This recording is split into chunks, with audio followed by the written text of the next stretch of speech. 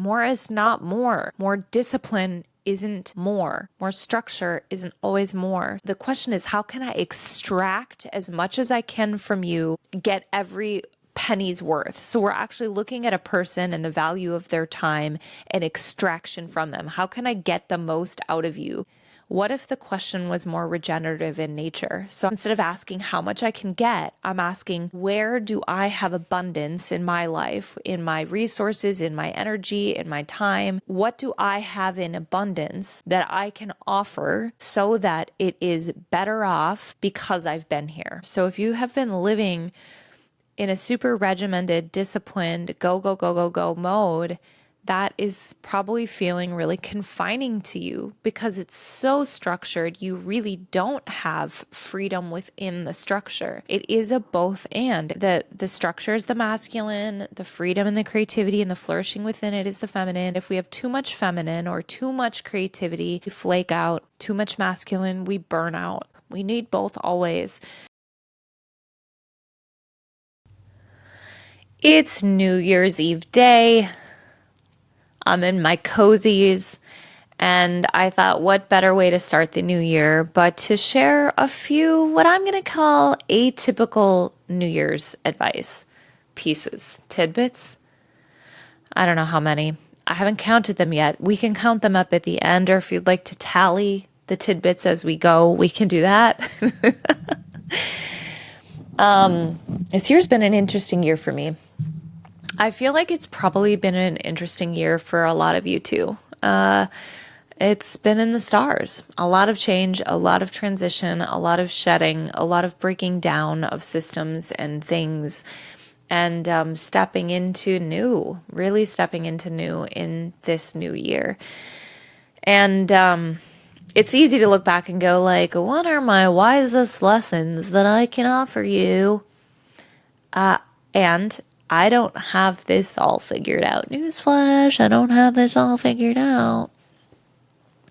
So instead, I'm going to do what I've been doing, which is share what I'm learning along the way in my process of evolving, of changing. My views continually change on like, what are the lessons? Okay, that's enough of a setup for you. Here we go. Number one. Focus. I'm having a hard time even putting this into like a command, into a statement instead of a question. Normally I would just, this is what I would want to say to you. What if our focus was primarily on the process and on being present instead of the goal? So a lot of us, and I feel like I always have to offer this caveat. I am not opposed to goals, but I want to kind of explain what I mean because I think they're different. And if any of you were at the vision workshop this year or you've done vision boarding or anything like that, the vision to me is a literal vision. It is an idea of who you're becoming or an experience you want to have or a feeling you want to achieve. And usually the vision isn't quantified yet. It's something you see in your mind's eye, or it's something you see that you've put on your vision board. And so the next step that I would normally take people through and do take people through is like, okay, how do we take that vision and like chunk it down into quantifiable goals?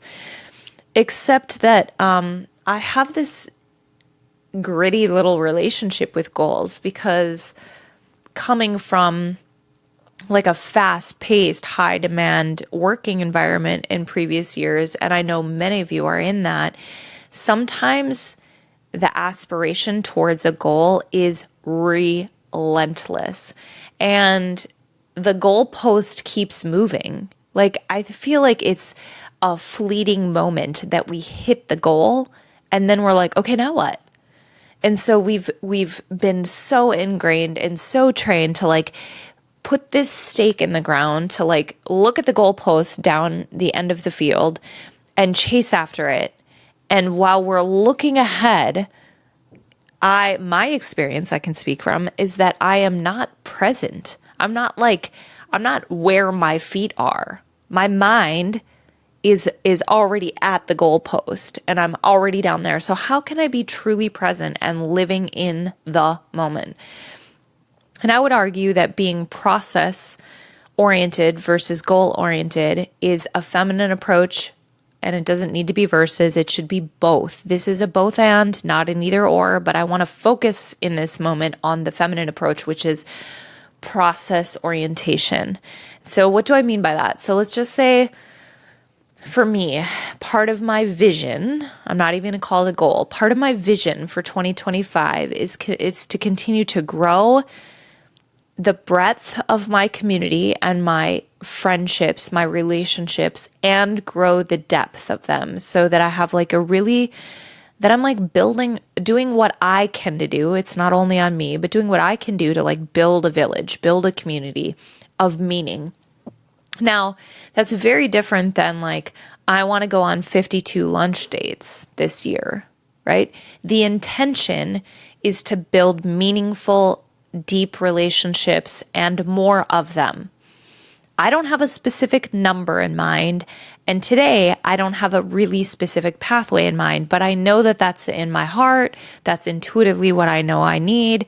I think that's what society needs in general. I think I am wired for community, and so I'm going to be doing that. So now instead of setting the goal to hit 52 coffee dates or lunch dates, I'm going to say, what feels like the next best move?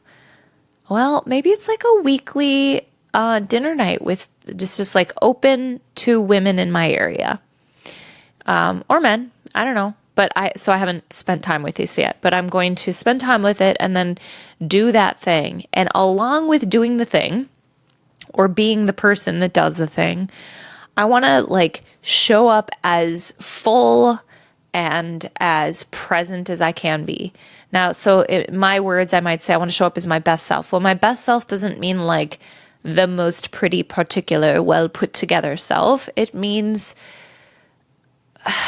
everything's so cliche, right? But like, it means my most authentic, aligned version of myself that I can be. So I'm being really real in who I am.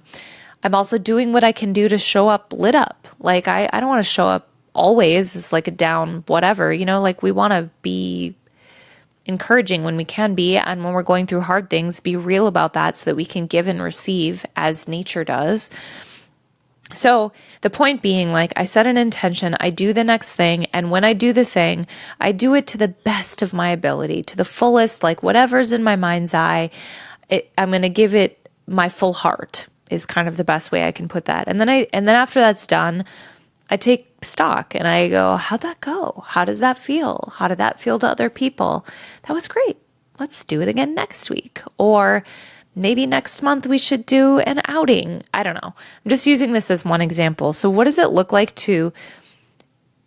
it feels more like momentum to me. It feels like starting to push a heavy wheel or a ball and seeing it starting to move and being like, oh, we need to go this way, and having more fluidity in the process.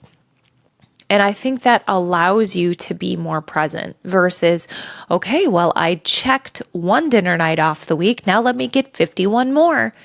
Like, a goal to me, this is just for me, maybe you all are different, but it causes me to detach from the experience more because I'm just trying to get the thing done versus actually being involved and present and enjoying the process. So process orientation to me is more of an unfolding.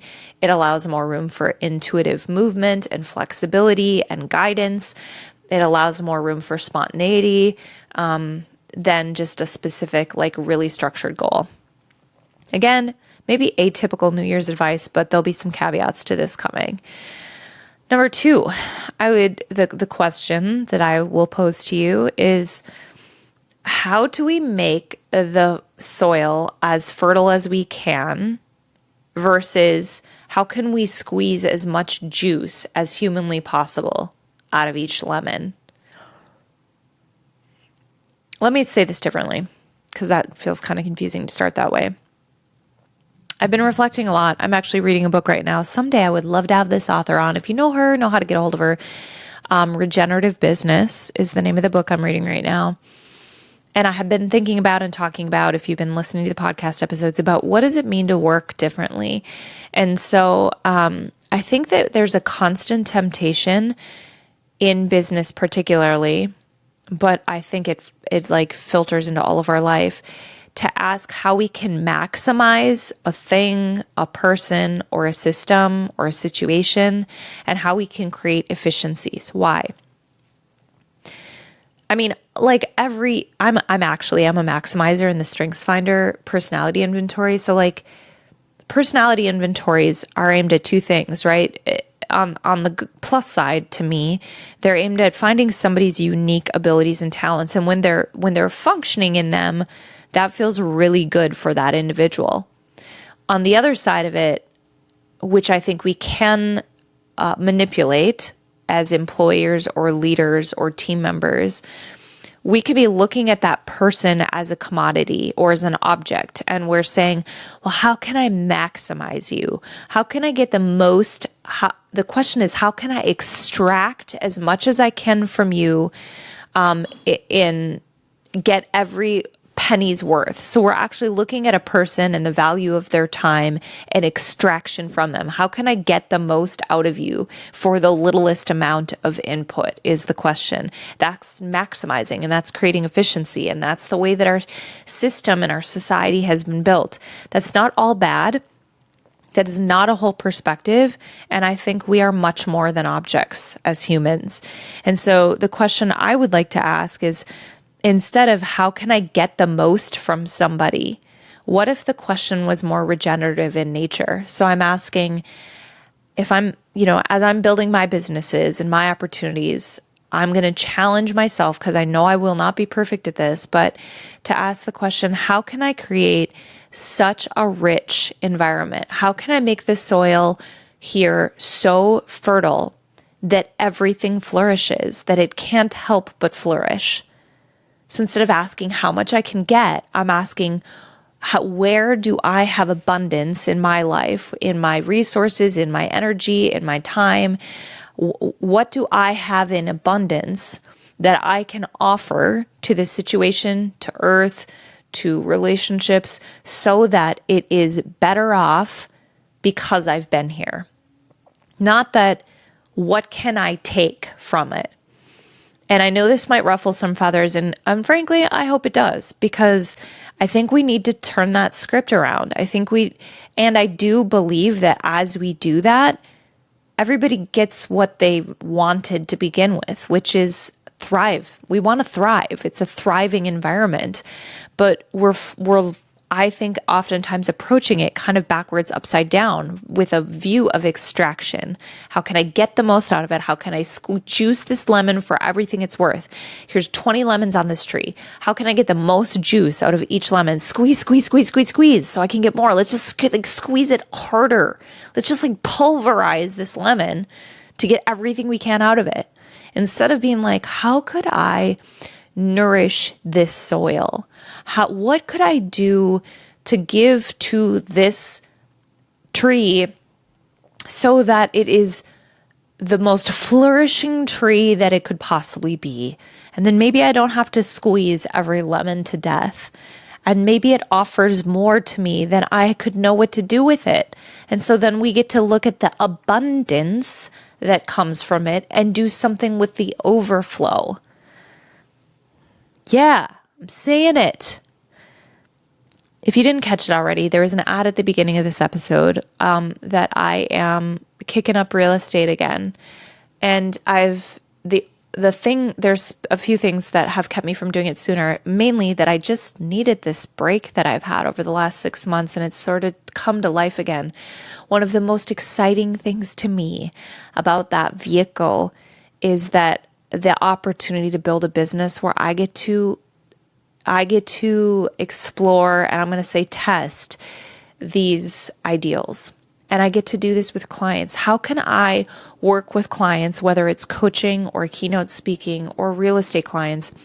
How can I work with people in a way so that I'm giving more, not giving from a place of burnout, but giving from a place of abundance?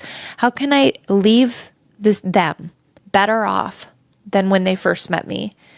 The goal should be that somebody joins my business, or that I hire somebody to my business, and that I consider, how can, when they leave my business, because I think it's good that people get wings and fly. Maybe they'll stay forever, but that's probably not going to happen. So like when they leave, what can I do to make sure they leave better than when they showed up? That is regeneration, because guess what? They leave in abundance. They leave coming from a fertile soil environment, and they're going to go and do the same thing. That is regeneration. Our environment needs it, nature needs it, our communities need it, our relationships need it. So now let me give the caveat to that, because some of you listening to this are givers. And you might be giving for different reasons. You might be giving because it feels good to be the martyr. You might be giving, because there's like there's something you get from it, which is not all bad, right? You might be giving out of guilt, out of shame, out of duty, or maybe you have an employer that is squeezing every drop of juice and you are the lemon. And you just feel like you don't have a choice in that. If that's you, I'm not telling you to give more. Today, I would say to you, if that's you, it's time to set your boundary and say, I am dry. My roots are dry. I am wilting. I don't have anything more to give. This needs to be a more nourishing environment. No, this is not okay. And maybe make suggestions for how it can be better, whether this is an environment, a work environment, or potentially in a relationship. Setting boundaries it doesn't have to be like from a FU standpoint. It can be from a knowing that if you continue to give, you will burn out. People are burning out all over the place, and I'm a broken record. I know you're seeing it. A lot of you are feeling it, and you feel like there's no option but to keep giving until you absolutely fry yourself. We are a reflection of nature.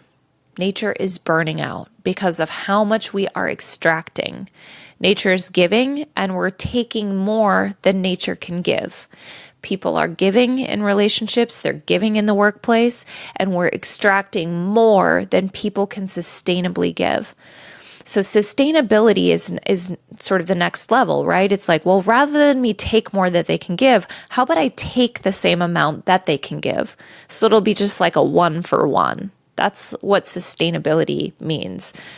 Except I think that sustainability isn't really sustainable. We think we've been working sustainably. We think that we're like sustainable in our environment. We are consuming and extracting more than what is currently being produced or is able to be produced. That is not sustainable. It's just like going downhill. So, regenerative approach is, how can we create systems and create environments kind of like weeds? Like weeds by the way, do a little research. Weeds, a lot of them aren't really weeds. They're like medicinal, they're nutritional, and we've been told they're weeds. I don't really know why. I need to do more research on this. But anyways, they thrive. And then when you pull them, they come back stronger. So for you to be considering, if you are in a place where you are in leadership or you're in a relationship, which all of us are in some kind of relationship, probably, hopefully, whether it's with friends or parental or children or partners, what can you offer from abundance that is going to leave the situation not just the same, but how can you help it thrive?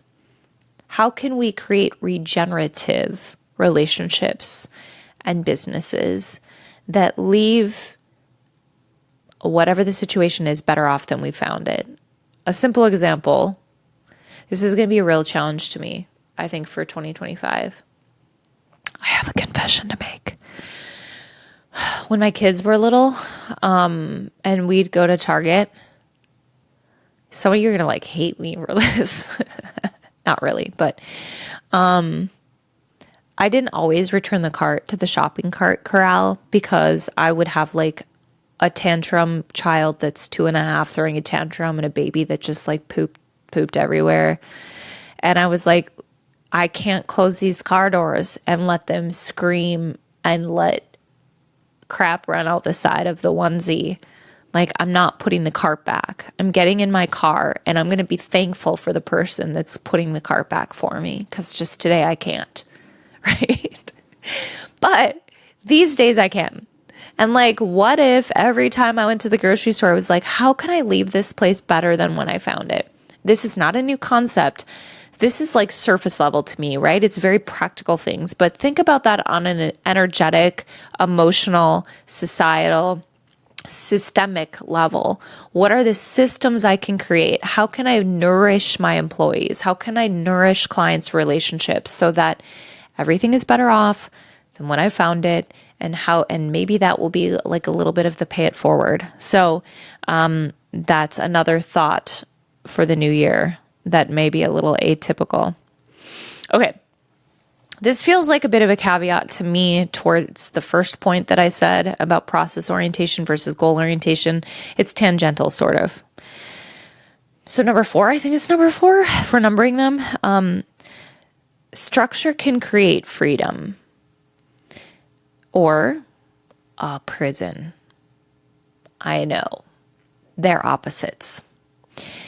Only you know which one you need now. And we go through seasons. I'm coming into a season where I will benefit from more structure rather than less. I was just in a season where I needed less structure to regenerate my body and my emotional well-being and all of the things.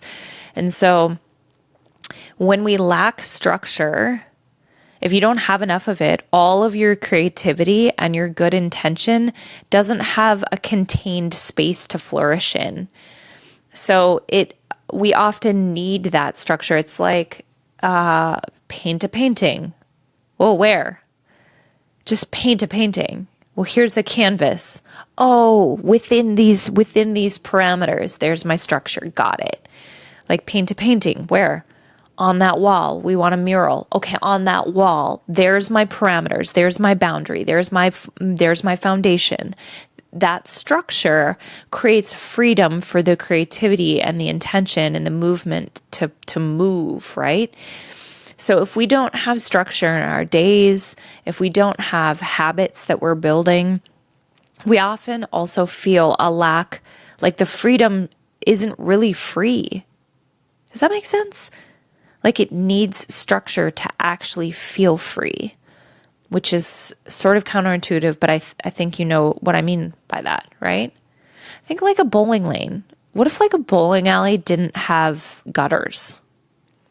The gutters are like, they're the parameters. They are the structure. It would be like, no, I want my bowling ball to be totally free. And you just whip it across 10 lanes. The freedom isn't true freedom. It's just chaos. So the structure allows the freedom to flourish. That makes sense. Now, where structure becomes prison, this is where I think a lot of people in our society, if you're kind of an A-type especially, we can live in that where we're like discipline, extraction. How can I extract more? How can I get more? How can I produce more? Because more is always more. And so you're constantly thinking about work and producing more and extracting more and consuming more. And that requires more discipline and more effort and more time. And again, that leads to burnout. More is not more. More is not more. More discipline isn't more. More structure isn't always more. So if you have been living in a super regimented, disciplined, go mode, that is probably feeling really confining to you because it's so structured. You really don't have freedom within the structure. It is a both and. Again, we need both. The structure is the masculine, the freedom and the creativity and the flourishing within it is the feminine. Everything energetic that's moving, that's being born, that's creating or being created is the feminine. We need the structure. We need the 9 months of pregnancy within a womb to birth a baby. The baby growing is the creative part. The time and the body is the structure that contains the creation. So we need both. We need both always. But if you don't have one or the other, I like to say that if we have too much feminine or too much creativity, all creativity, too much feminine, we flake out. Too much masculine, we burn out. And so you need to have both, but only you know what you need. So if you're in a time in life where you've had very little structure and you're feeling really free, like, can you be honest with yourself and say, hey, it's time for me to switch this up? And if you are like, yeah, but Goggins, fucking, I'm going to go, because like, I'm going to beat myself to a pulp. Like, it's probably time for some nourishing freedom and creativity and sensuality and playfulness. Like, you will feel better. You will feel better after you get some rest and some nourishment. And circling back to that first point again about being process-oriented versus goal-oriented, I think that also one of the ways, especially in the new year, you can think about that is looking at developing habits. And I'm going to use the word developing, like put an asterisk on that or italicize that, because I am notoriously, or was, I really don't think I'm this way at all anymore, but was notoriously all or nothing. So it's like, well, I'm going to do 75 hard. And it's 2 workouts a day, and it's a gallon of water, and it's all these things, which I've actually never done 75 hard. I'm just using this as an example. And if I missed day, let's say 36, 75 days, and I missed day 36, then I'm like, F it. I messed it up. Now I'm quitting. And then you quit. And it's like, you're 36 days into a 75 hard. That's amazing. Don't quit. You've been developing a habit. Well, let's say you're 3 days in and you miss it. And you decide, well, I'm no good. I'm just like a failure at these boot camp things. And then you quit. It's like, don't do that. That you will, quote unquote, fail. You will not be perfect. A child learning to walk falls. And you don't get over there and look at them and say, oh my God, you should just, you decide, you walked one day. Why can't you walk every day all the time perfectly? Like, you understand that it's part of like learning balance, and there are things in your body that need to adjust to it. So you wouldn't talk to your kid that way. You shouldn't talk to yourself that way. I hope to God you wouldn't talk to your kid that way, but it's the same thing. So if anything new, a new intention, a new process, a new way of showing up that you've determined you want to set out in this new year, in neurolinguistic programming, there's a phrase, they say that there is no failure, there's only feedback. And I'm sure you've heard this a million times, like Thomas Edison. It was like 10,000 tries before he got the light bulb to actually work. And every time it didn't work, it wasn't a failure. It was data for what didn't work. It was like, oh, well, that didn't work. Let me try another thing. Let me experiment with this. It's similar to me when you're developing a new habit that is a part of you becoming a new person. Like you want to read every day, 3 pages every day. One day you don't read. And it's not, well, now I failed. It's, well, what is the data? What's the feedback? I stayed up really late the night before. I didn't sleep well because I had an extra glass of wine. Okay, that's feedback. Well, is it worth it to me to not stay up so late or not be on my phone so that I can follow through on being a person that reads? Yeah, that's worth it. Okay, well, let's do it again tomorrow. So that is the process of becoming. That's not we don't just wake up and decide. Very rarely, unless it's like a literal miracle that happens in your brain. You set an intention about who you're becoming, and then you work out the process. You work out the process and you learn from it. Okay, that's what I have for you on this new year. Okay. Have a bangin' day. Have a bangin'-er. A more bangin'. Have a more bangin' 2025. Happy New Year, everyone.